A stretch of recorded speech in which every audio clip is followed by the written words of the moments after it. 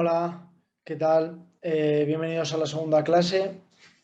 Bueno, en la primera vimos de qué iba un poco el liderazgo, que era ser líder dentro de un equipo y bueno, espero que os resultase interesante. En esta segunda clase veremos ya aspectos más teóricos de lo que es el fútbol, ¿no?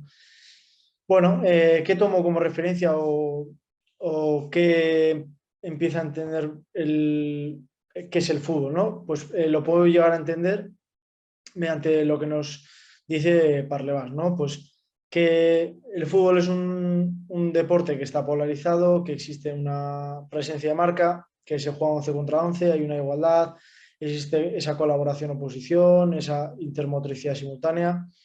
En cuanto al balón, pues que hay una participación también simultánea en cuanto a ese balón, hay una secuencia libre de posesiones, es decir, no es necesario que se ataque todo el rato la portería, podemos tener esa posesión de balón sin necesidad de tener que avanzar porque nos limite un tiempo, ¿no? Existe ese espacio común compartido, hay un soporte de marca y tiene un tiempo límite y bueno, pues también existe ese reglamento que hay que conocerlo y entenderlo y conocerlo y luego aplicarlo, ¿no? Bueno, también que nos dicen otros autores, como por ejemplo Segurulo, pues esos espacios de fase que existen dentro del fútbol, ese espacio de intervención, ayuda mutua y cooperación, esas cuatro ventajas que son la numérica cualitativa, posicional y la socioafectiva, que luego veremos en vídeo, esos cuatro estilos que no podemos encontrar en el fútbol y luego, bueno, pues esos cuatro apoyos que también nos podemos encontrar dentro del fútbol, ¿no? Más profundamente analizaremos en las siguientes diapos y nos apoyaremos en un vídeo para que lo veáis y lo entendáis.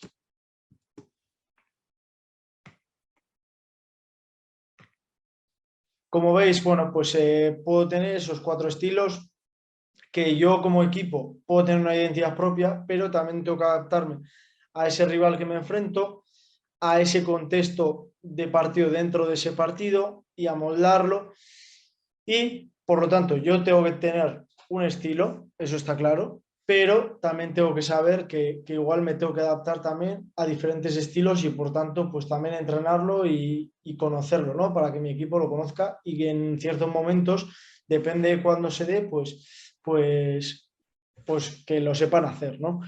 Me puedo encontrar con ese estilo elaborado de tener esa posesión de balón, ese estilo replegante en el que estoy en un bloque bajo, muy hundido, ese estilo más directo, más vertical y ese estilo pues más presionante en el que presiono constantemente tanto a duelos como en bloque para recuperar ese balón y automáticamente volver a tenerlo cuanto antes, ¿no? También tengo estas cuatro ventajas que nos hablaba Sirulo antes, la socioafectiva, en el que yo me relaciono mejor en tiempo-espacio que mi rival, la cualitativa, en la que yo soy mejor que mi rival, la posicional, en la que yo me posiciono ante una situación mejor que el rival, y la numérica, en la que yo siendo más en esa situación que el rival, pues la voy a solucionar. Luego veremos que, por ejemplo, un autor nos dice que la posicional es más importante que la numérica y luego, pues bueno, eh, veremos también en ese vídeo pues las cuatro situaciones en ejemplos visuales y de vídeo que podemos encontrarnos dentro de un partido, ¿no? Aquí los veis en imagen un poco más visuales que, bueno, pues yo puedo ser mejor en tiempo y espacio que mi rival, siendo mejor. En la posición a la que os decía, ubicarme mejor ante un centro lateral, la socioafectiva asociándome mejor, pues consigo una ventaja y la numérica, pues bueno, en esa situación que soy más que el rival y automáticamente, pues por esa situación, por ser alguien más, pues la soluciono, ¿no? Mediante el vídeo que vamos a ver a continuación, veremos explicar un poco todo lo que veníamos explicando anteriormente mediante las imágenes y bueno, espero que mediante el vídeo pues lo lleguéis a entender por completo, ¿no? Allá vamos con el vídeo.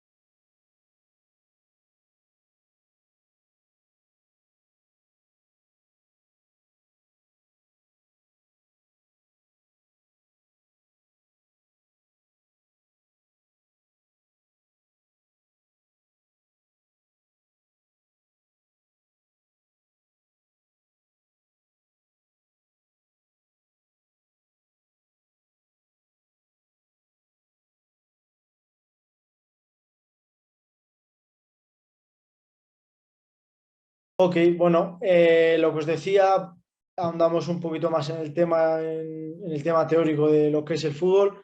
Nos apoyamos en el libro de Mikel Echarri, que también nombra esas 100 frases y bueno, de esas frases he cogido también esa frase más luego un vídeo de una situación real de un partido para que también pues sigamos un poco entendiendo lo que pasa en el fútbol y nos ayude también pues a seguir entendiendo qué es el fútbol y a partir de ahí poder saber cómo transferirlo o cómo poder trabajarlo dentro de un día a día, de un entreno o de un equipo, ¿no? Cómo entrenarlo y sobre todo que es importante saber qué nos encontramos en el fútbol para poder saber cómo afrontarlo y cómo poder trabajarlo también.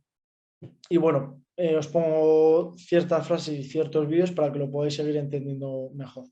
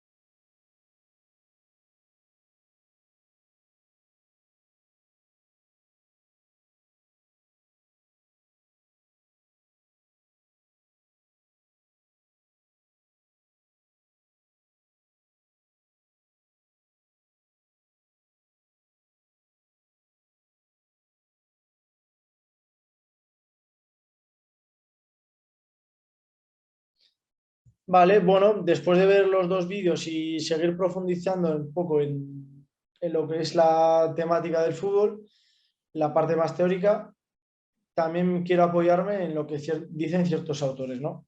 Primero, que sabiendo la lógica interna y conociéndola, pues podremos hacer tareas más similares a la competición y por tanto preparar a nuestro equipo a la realidad competitiva, ¿no? Que mediante las tareas, pues que los jugadores sepan saber o sepan cómo tomar esas decisiones que nos pasan durante los partidos, que adquieran y conozcan pues aprendizajes de lo que es el fútbol, que la tarea a la hora de prepararla, pues que tengamos esa especificidad de lo que hemos hablado, de que se parezcan a lo que es la competición y por tanto que la sepamos mostrar y llevarlas a campo, ¿no? Que mediante esa modificación de dimensiones, jugadores, reglas, etcétera, pues que el jugador o jugadora aprenda mediante esas tareas, que la tarea es la que enseña al jugador y, bueno, pues muy importante que registremos todo lo que pase durante el día a día, porque creo que a partir de ahí podremos saber qué ocurre, cómo lo estamos llevando a cabo, si lo estamos llevando bien o no, etcétera, etcétera. Entonces, bueno, pues importancia de todo ello para poder evaluarnos nosotros mismos, ¿no? Saber si estamos entrenando bien o no. Bueno, lo que os decía, el partido es lo que más se ve, pero a partir de los entrenamientos es importante pues que con una buena dinámica de entrenamientos, trabajándolo bien, seguramente que tengamos más probabilidades de poder rendir bien.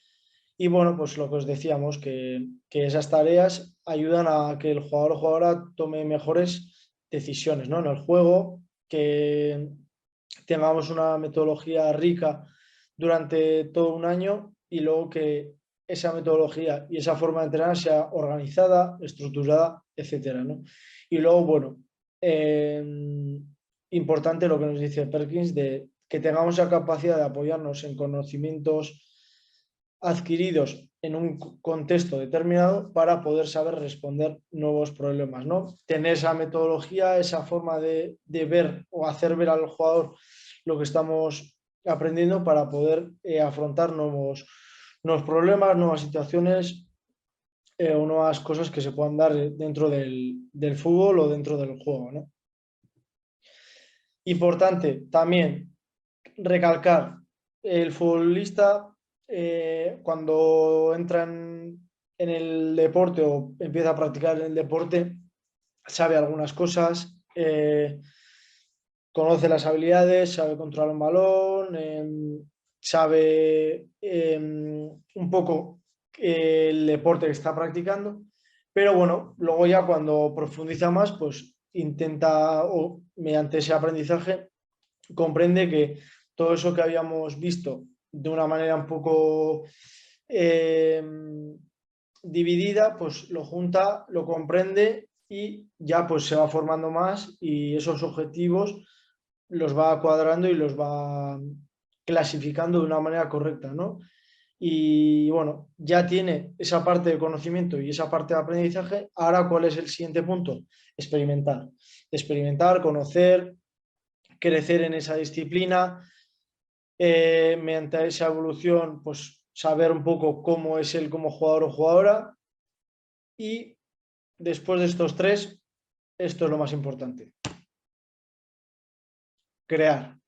Crear, dejar que el jugador o jugadora cree. ¿Cuántas veces nos habremos encontrado partidos, tanto nosotros como en tele, en el que un equipo se hunde, bloque bajo, 5-5, 6-4, y es súper difícil sobrepasar esa línea, esa estructura?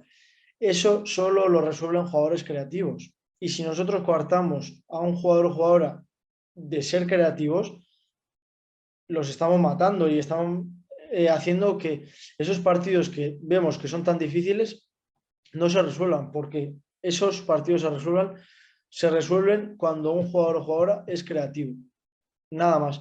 Entonces, a partir de ahí, dejar que sea libre el futbolista, ¿no? En esas edades, sobre todo tempranas, en las que está conociendo el deporte, ¿no? Y conociendo cómo poder resolver esas situaciones. Clave este estudio que realicé yo, ¿no? Antes de ese año 2000, después de ese año 2000, cuántas horas semanales practicaba esa persona en la calle, ¿no? fuera de lo que era el contexto de entrenamiento. Como vemos, antes se practicaba muchísimo tiempo, incluso gente pues que la mayoría de horas de su día después de actividades como el colegio, por ejemplo, pues lo practicaba en la calle jugando, jugando y jugando, ¿no? Ahora, ¿qué pasa? Que no se juega tanto y se acota esas horas de entrenamiento. Entonces, ¿qué tenemos que hacer? Lo que nosotros hacíamos antes y lo que hacíamos tanto en la calle como en entrenos, ahora solo se reduce a entrenos. Y en esos entrenamientos tenemos que intentar que el jugador o jugadora juegue. Entonces, si nosotros proponemos tareas en las que es superar un cono, superar tal, muy automatizado, muy monitorizado, el jugador no va a ser creativo, ¿no? Y va a hacer a veces. Entonces, nosotros cuando jugábamos en la calle seguramente pues probábamos cosas, veíamos esto, imitábamos a alguien que tuviéramos como ídolo o ídola, pero ahora todo se resume al entrenamiento. Entonces, si nosotros hacemos que el jugador o jugadora juegue, pues seguramente tenga más conocimiento de ese deporte y más similitud a lo que se encuentra en competición, ¿no? Proponiendo esas tareas similares al juego. Y bueno, siempre sabiendo que cuanto más nivel, espacio más reducidos y cuanto más amplio, pues igual tengamos que ampliar ese espacio para poder o para que se den igual esas situaciones que queremos que se den, ¿no? Por ello, no cometer el error de llevar el fútbol a lo que sería, por ejemplo, el ajedrez, como os pongo, de que las fichas se mueven para arriba, para abajo, para izquierda y derecha y ya no hay interacción. Eso es un error. Pero, ¿qué es el fútbol en realidad? Pues veis, por una parte, que no es un ajedrez, sino que es otra cosa. Y vemos que el fútbol no es el error que cometemos muchas veces cuando proponemos esas tareas que explicamos, sino que es un poco, pues el fútbol es caos. El fútbol es caos y a partir de ese caos tenemos que entrenarlo, ¿no? Y hacer que desde esas edades tan tempranas, pues el jugador o jugadora vaya sabiendo lo que se va a encontrar y cómo poder resolver esa situación.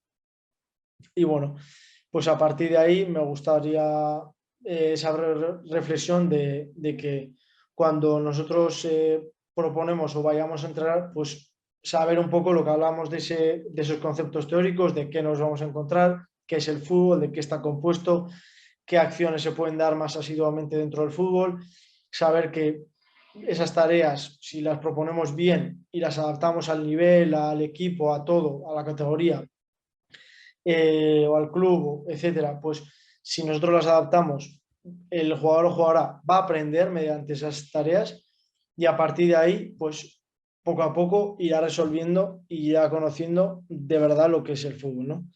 Hasta aquí la clase de hoy. Espero que os haya servido y os haya enriquecido también y os haya ayudado a entender o a ver nuevas cosas de lo que es el fútbol real. Y bueno, nos vemos en la siguiente clase y ya trabajaremos en la siguiente, pues esa estrategia operativa o qué se va a dar o qué trabajamos nosotros en esos entrenos, ¿no? Un saludo, nos vemos en la próxima clase.